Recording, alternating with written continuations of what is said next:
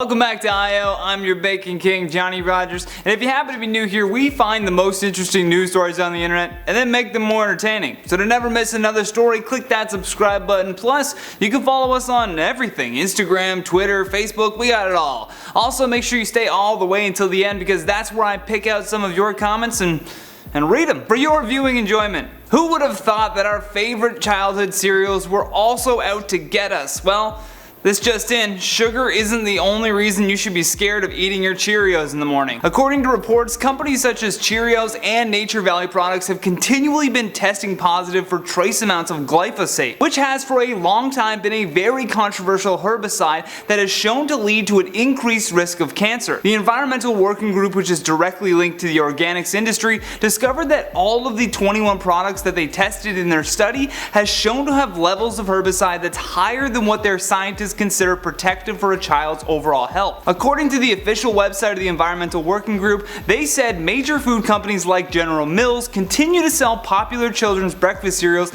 and other foods contaminated with troubling levels of glyphosate, the cancer-causing ingredient in the herbicide Roundup. This weed killer is produced by Bayer Monsanto, a company that has already had to pay out more than $2.2 billion in 3 separate court cases that claim Monsanto knew about the risks for decades and went to extraordinary lengths to cover it all up. In March, a federal jury collectively determined that the Roundup ingredient was a substantial factor in giving a man in California cancer. These 3 cases, though, are just the ones celebrating victories. There are still more than 11,000 very similar cases that are pending in federal and state courts. The really gross thing about all of this is that even though the reports are undeniable and the company has admitted guilt by paying out settlements, they still are, for whatever reason, holding their ground that the products they are distributing are safe for consumption. A spokeswoman for the company's crop science department named Carla Lord said an extensive body of science and the conclusions of regulators around the world show that glyphosate-based products are safe when used as directed, with the General Mills company saying in a statement that their top priority is food safety. Look, it may very well be, and I always like to see the good in people, but that doesn't mean you're free from whoopsie-doopsies.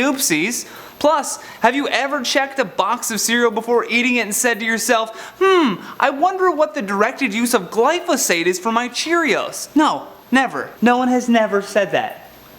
Ever. Plus, even if we upheld the statement that a little bit of Roundup is okay for you, how much becomes too much? Well, researchers from the University of Washington studied those who would have the highest exposure to the chemical, so people like groundskeepers for example, and the study found that glyphosate can increase your risk of cancer by 41%. It's a big number. That being said, the EWG study only showed trace amounts of the chemical, which still isn't great, but according to the Environmental Protection Agency, the amounts found in your food products meets their standards of approval. The way that this herbicide gets into your food is by way of the farming process. The farms that grow the oats used in the food products are commonly subjected to herbicides to maintain their growth and kill off other unwanted plants. Dr. Paolo Buffetta, who is the Associate Director for Population Sciences at Mount Sinai's Tisch Cancer Institute, said, "It is not surprising that very low levels of pesticides, including glyphosate, are found in food stuff." Yeah, he said food stuff. You know, that's stuff that we stick in our gullet. Paolo goes on to say that in general these levels are unlikely to cause health effects in consumers. Still, it is important that people know whether there is